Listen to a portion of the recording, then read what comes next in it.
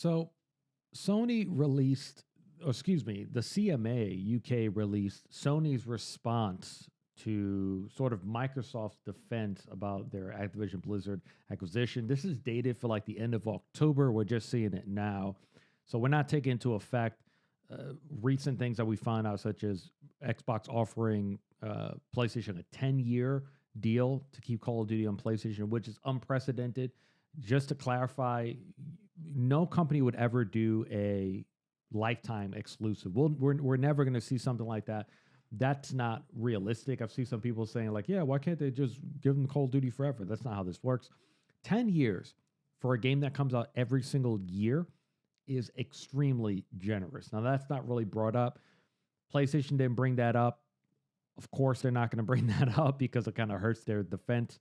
A lot of the sort of the statement that was released is like 20 pages long. Some of the information is redacted. A lot of it is really about Call of Duty. PlayStation keeps reiterating about how important Call of Duty is, how it's irreplicable. No other company could create a competitor. I think they brought up EA's attempt with Battlefield. Like, look, Battlefield is shit. That's EA's fault. We no longer live in a world where it's completely impossible to compete with Call of Duty.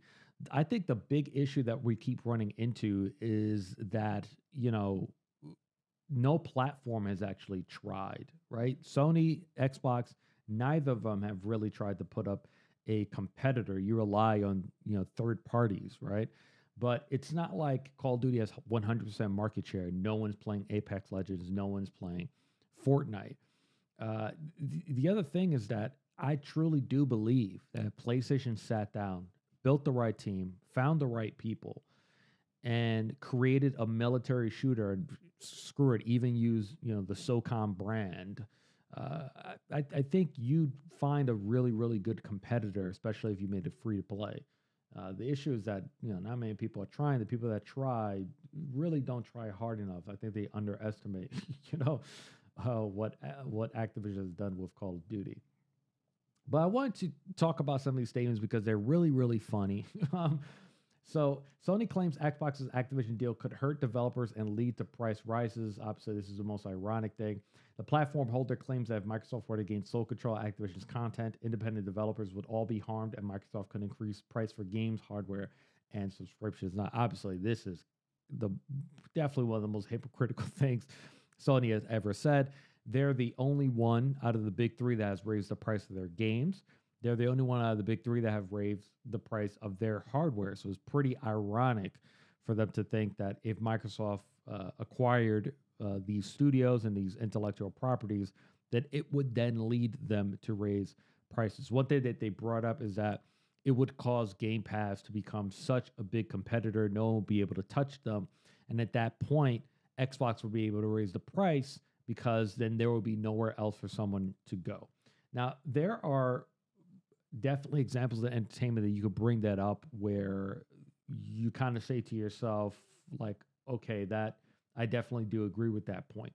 When we think about Ticketmaster and the deal that they made with Live Nation, and we see what happened after that, that's a really good example of someone having enough of a hold of a market share of a particular market and then being able to basically do whatever they want because there's no competition. Xbox could acquire as many IP as they want. There will always be competition. There will always be competitors. There will always be a point that Game Pass becomes too much, So after this transaction, it's not like at the end of 2024, Xbox can say, hey, Game Pass Ultimate was $15 a month. We're now going to raise it to $40 a month. That's just unsustainable. They're not going to be able to do something like that. But it's still really funny to have PlayStation talk about raising prices when they've been the only one doing that. Now, this is other thing here where they claim that Microsoft's true strategy is to make PlayStation like Nintendo, which is definitely one of the funniest things. SIE argues that Nintendo's strategy is differentiated from PlayStation and Xbox because it doesn't rely on 18-rated shooter franchises, which is very, very true. Games which it argues Microsoft will have virtual exclusive ownership of should the Activision deal be approved by global regulators. In this sense, it alleges Microsoft's true strategy with the Activision Blizzard deals to make PlayStation like Nintendo and that it does not compete in this space. Microsoft wants PlayStation to come out on Nintendo, so it will be a less close and effective competitor to Xbox.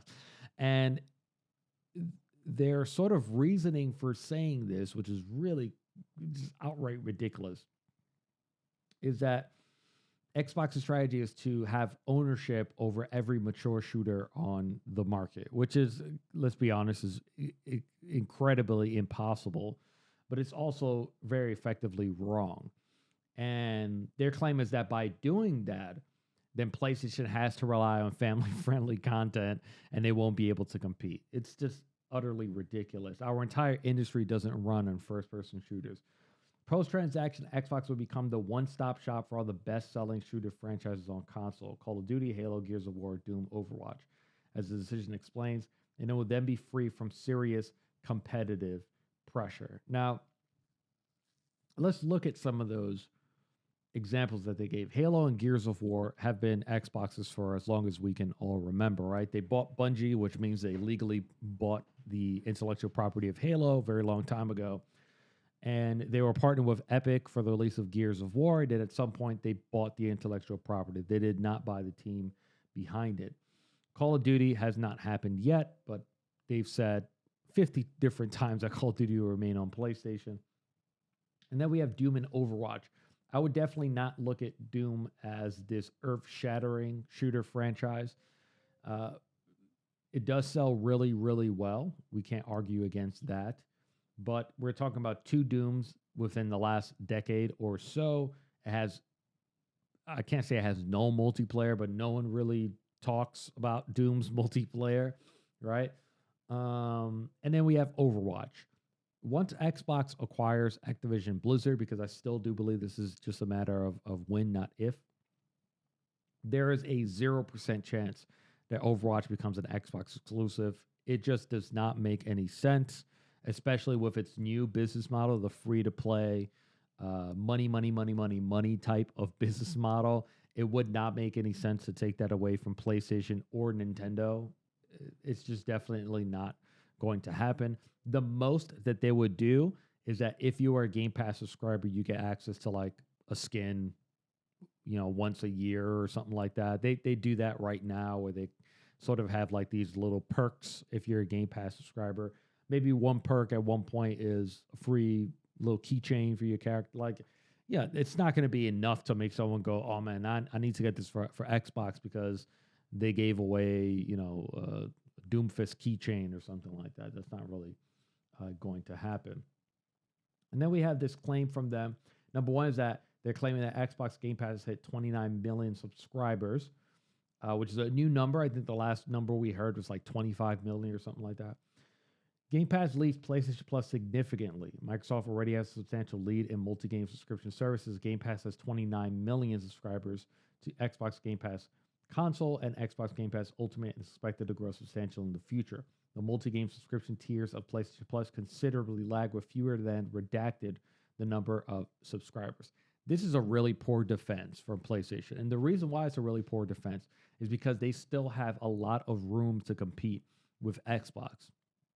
We all know one of the biggest ways that they can spike subscriber numbers is to guarantee games go on their day one, their first-party games go on their day one. It doesn't look like that's going to happen anytime soon, right? They're not really interested in that. The other thing is that PlayStation has a really substantial library of games, legacy titles, and I'm not even talking about like PlayStation 1. I'm even just talking about just PlayStation 4. They're not really all on PlayStation Plus just yet, so that's another avenue where they're not competing. They're not really, offering a lot of perks. One thing that I talked about PlayStation like 2 years ago in the Camp Koji podcast was they own, Crunchyroll, I think it is the one that they own. I remember it was Funimation at one point. One of those anime services they own. That's something they could add to to PlayStation Plus. Hey, if you're a PlayStation Plus subscriber, you also get subscription services to this anime streaming service, which is a huge incentive to drive PlayStation Plus subscriptions. So there are a lot of avenues where they can compete, but they choose not to go down those avenues. So it's almost like no, we don't want to lose money or invest more to make our service better. We would rather they not make their service better. That's how we would rather compete. And then, it's not really how any of this is supposed to work at all. So, you know, the one thing that I will say that I didn't see any of these websites bring up, and this website right here is definitely not going to bring it up because Windows Central, I wouldn't expect them to say, hey, here's one good point that PlayStation has made, right? Which is why you guys love Camp Koji, because I try to keep it as unbiased as I possibly can, is this point right here. Now, this is one point that PlayStation brought up. Like, I think that this is the drum for them to beat. It shouldn't be Call of Duty anymore. I understand that. I think the thought process of PlayStation internally, their strategy team, was the moment that Xbox announced this, they already decided, hey, we have to try to get this blocked. And everyone needs to understand why they want to do this, right? You never want your competitor to have any sort of advantage, especially PlayStation. PlayStation is well known for doing everything that they can to not give their competitors advantages. We already know they pay money to keep games off of Game Pass, right?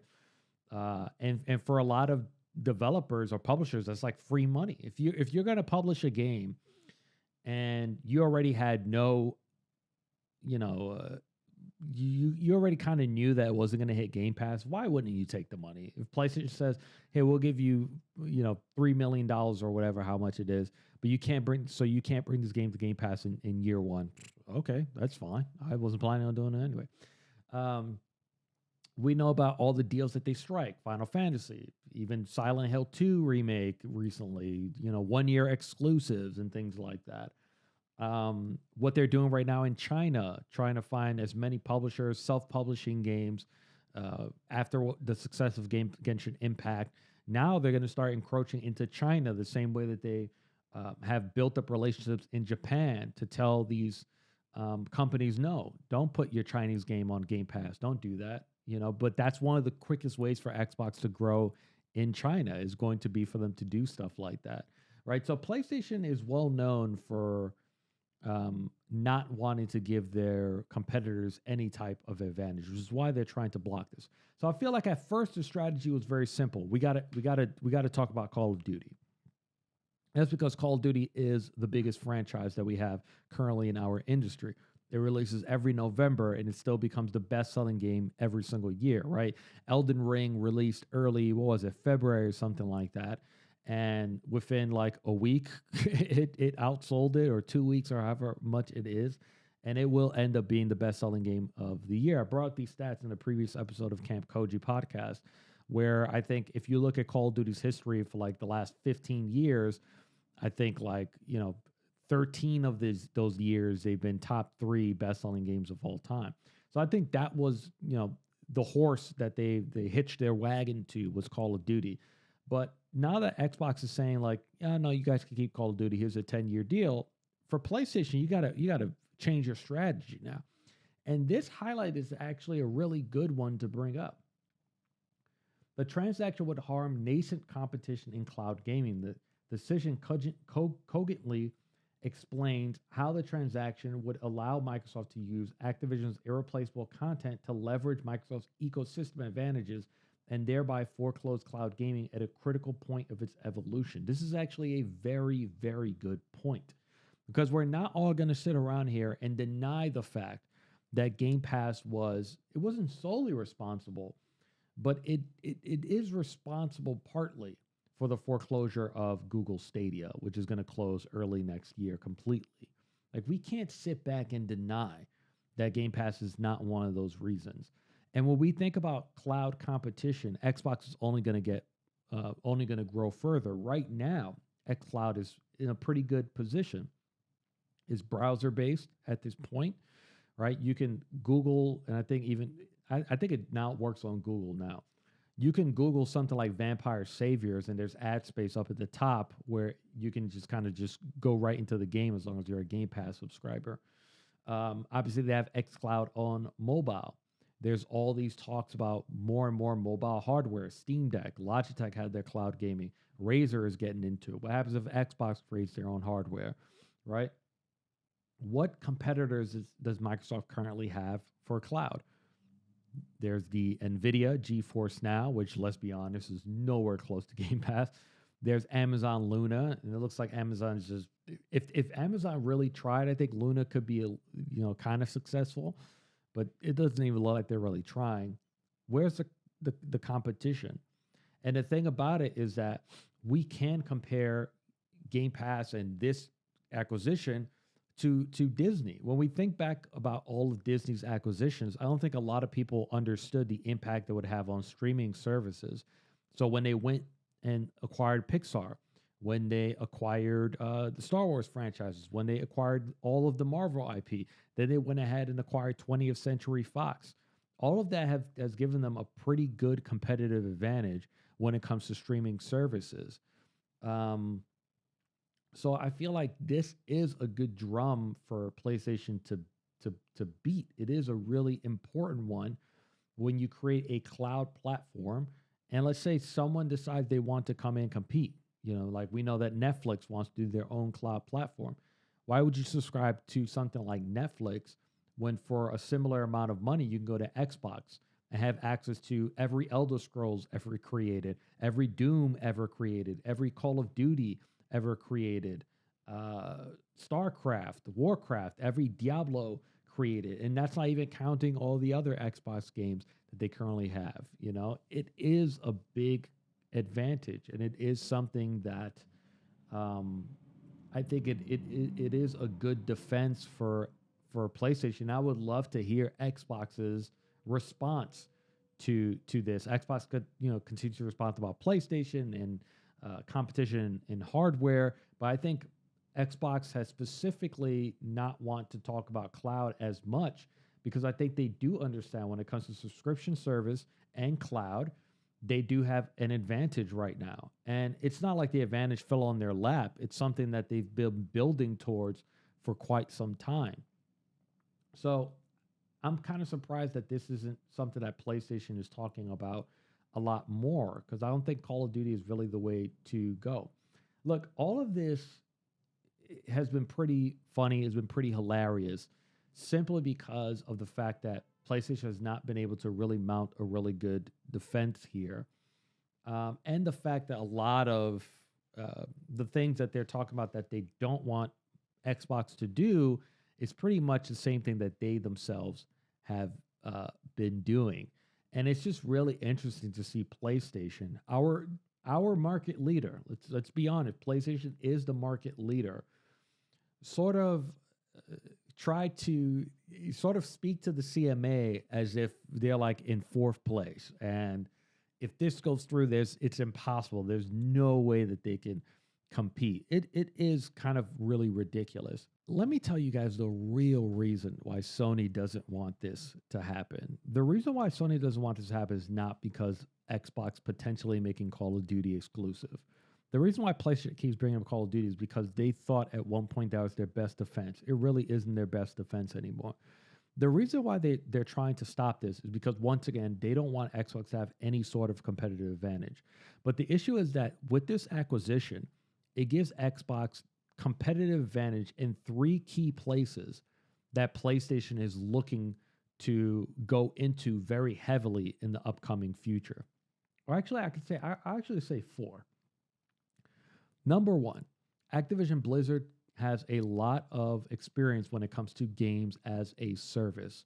That is something that PlayStation's wanted to get into more. They've made it very public, right? So when you think about Overwatch, when you think about Warzone, World of Warcraft, Activision Blizzard has a lot of experience when it comes to taking a game and creating a service out of it. PlayStation does want Xbox to have access to that type of experience. So that's number one. Number two is mobile, right? Mobile is the future of gaming. It's the reason why we saw Nintendo. Let me reiterate, because I feel like some people are going to be like, well, it's not the future of gaming. It's the future of gaming distribution, IP distribution. How about that? Nintendo just recently entered into strategic partnership with DNA, We saw PlayStation just recently buy a mobile studio. Now, what happens with Activision Blizzard King? Three companies that already have a lot of experience in mobile, but King is one of the biggest mobile gaming publishers of all time. Candy Crush, released 10 years ago, is still one of the highest grossing games year over year in mobile. If you're PlayStation, you don't want Xbox to have access to that type of experience, especially with the fact that xCloud is very, very heavily on mobile. You don't want that to continue spreading into other regions. The other place is PC. Now, Xbox is already early to PC, but right now, PlayStation was late to the party. And even though they're late to the party, they don't want their competitor to have any more of an advantage. PlayStation decided to dip their toe in the pool. I actually agree with their strategy. I respect it. I don't think that it's currently time to put Spider-Man 2 day one on PC, but that window, you'll notice, is starting to shrink because PlayStation understands that that's a place where they need to compete. So my theory for a while has been that a lot of their multiplayer games as a service type of games are going to be launching day and date on PC. That Last of Us multiplayer game, would not be surprised if it's on PC day one. Horizon multiplayer, PC day one. Whatever is being built at Haven Studios, whatever, all these types of different things, they understand that for games as a service to be successful, you need PC. You need that cross-play. You need that cross-progression. So think about what Xbox buys when they purchases. They purchase one of the biggest PC developers of all time in Blizzard, and they also purchase some of the biggest intellectual property in PC history: StarCraft, Warcraft. What am I missing here? Diablo is another one that I guess I'm missing. Even Overwatch, I guess you can throw in there. They own some of the biggest intellectual properties in PC history. And here's the last one: China. All right, Activision Blizzard has been in China for a while. Yes, very recently they ended their partnership with NetEase. That's causing them problems over there. Doesn't mean that they can't find another partner. Doesn't mean that Blizzard's going to be out of China forever. But what it gives Xbox is expertise in China. Remember, Xbox has no expertise in Japan. They have no expertise in China. Xbox has already shown recent interest in China, same way PlayStation did. We all saw the success of Genshin Impact. PlayStation with their Hero project. They are right now starting to publish Chinese games. I guarantee you they're going to a bunch of developers and publishers already in China, establishing those relationships and telling them, here's money, don't put your game on Game Pass. Make it a PlayStation exclusive. So the last thing you would want Xbox to have is a bridge that's already been built over to China. So you have people in Activision Blizzard right now that have experience in China, right? And once you make that acquisition, now you can now Xbox can walk over that bridge. These are really the four main pillars as to why PlayStation does not want Xbox to go through with this. They don't want Xbox to have this acquisition go through. It really doesn't have anything to do with Call of Duty. And it's weird to me how the media just kind of just keeps pushing it and fans keep pushing it. It really doesn't have much to do with Call of Duty. Like, yeah, it's a concern, but it's really more, it's almost like if you're looking at this as like a war, the last thing you want is your enemy to get access to more land. And that's really what Xbox gets when this transaction goes through. So let me know what you guys think. If you liked it, If you loved it, subscribe. Let me know what you guys think down below in the comments. I love to always hear, other perspectives. Maybe I'm looking at this the wrong way. But yeah, just let me know down in the comments, and thanks for watching.